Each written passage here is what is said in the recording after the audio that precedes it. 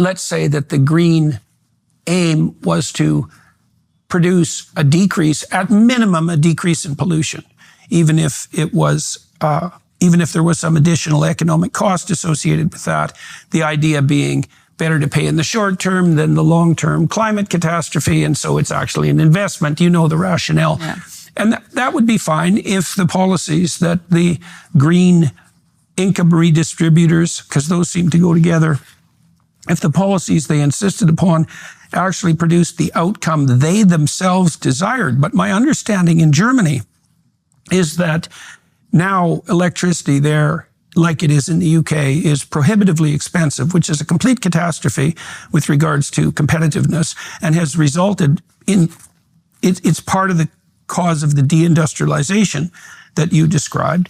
But worse than that, and in particular because Germany shut down its nuclear plants, which were carbon dioxide free, Germany has had to rely on coal burning plants to fill the gap left by the unreliable solar and wind energy. And many of the coal burning plants burn lignite, which is the most polluting form of coal. It's the cheapest, but also the most polluting.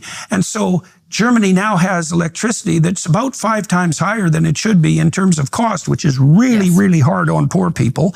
And they pollute more per unit of electricity than they did before.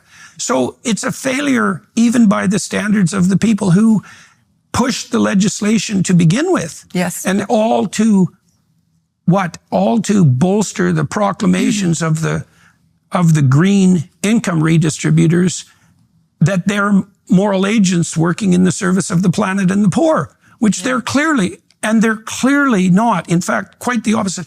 There's been some psychological studies recently on the psychological predictors of support for income redistribution.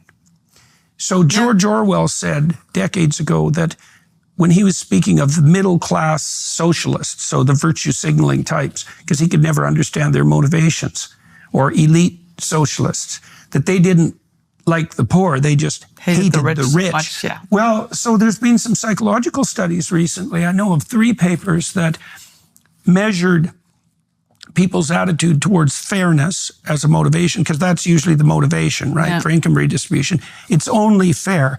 Compassion and malicious envy. Yeah. Right. Fairness didn't predict support for income redistribution at all. 0. Compassion predicted a little bit, but the biggest predictor was malicious envy.